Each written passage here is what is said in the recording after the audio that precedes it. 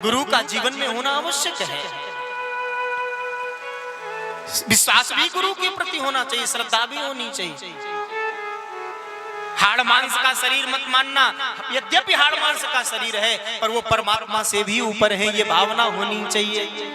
मैं जब रामचरितमानस पढ़ रहा था तो मेरे गुरुजी कहा करते थे कि बच्चों, गुरुजी तो परमात्मा से भी ऊपर हैं। किस भावना से देखें गुरुजी को? मान लीजिए हमारे गुरुजी थोड़े क्रोधी स्वभाव के हैं। कोई कोई गुरुजी होते हैं ना, थोड़े ज्यादा डांटते हैं, तो उनको क्या मान ले? बोले हमारे गुरुजी परशुराम भगवान के अवतार हैं। लेकिन है तो भगवान। मान लीजिए आपके गुरुजी थोड़े से ज्यादा गंभीर हैं, तो बोले हमारे गुरुजी राम जी के अवतार हैं। आपके गुरुजी थोड़े चंचल स्वभाव के हैं, तो हमारे गुरुजी कन्हैया के अवतार हैं।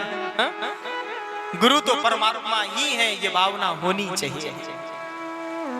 कई लोग तो ऐसे होते हैं, गुरुजी जरा डांट दें, आजकल के शिष्य तो ऐसे ही हो गए। हाँ, गुरुजी जरा डांट दें तो कई शिष्य ऐसे होते हैं, महाराज जी फिर कहते हैं अब तो हमें गुरुजी बदलना पड़ेगा। हाँ, हमारे गुरुजी बड़ा डांटते हैं, अब तो गुरुजी बदलना पड़ेगा। और कई ऐसे होते हैं जो गुरुजी बदल भी देते हैं।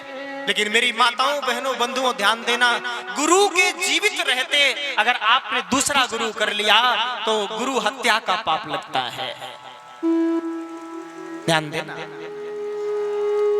कुछ परिस्थितियां ऐसी होती हैं जिसमें गुरु बदले जा सकते हैं। जैसे गुरुजी तो थे लेकिन अब गुरुजी नहीं रहे, उनके बच्चे जो थे वो उस परंपरा को लेकर के आगे चल नहीं रहे। कोई इंजीनियर हो गया, कोई डॉक्टर हो गया, सब अपने अपने में लगे हैं, उस गुरु परंपरा को लेकर के वो आगे नहीं चल रहे हैं। तो ऐसी अवस्था में भी गुरुजी बदले जा सकते हैं। गुरुजी हैं और गुरुजी के बाद गुरुजी की गद्दी पर अब कोई नहीं रहा, कोई बैठने वाला नहीं है, गुरुजी की गद्दी ही खाली हो गई। ऐसी अवस्था में भी गुरुजी बदले जा सकते हैं।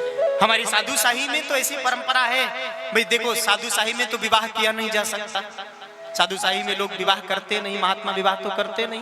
तो साधु शाही में ऐसी परंपरा है कि आपके गुरुजी थे, अब गुरुजी का शरीर शांत हो गया तो उसमें ये विधान है कि उस गुरु गद्दी पर जो बैठेगा वही आपका गुरु हो जाएगा। ये परंपरा है, वही आपके गुरुजी हो जाएगा।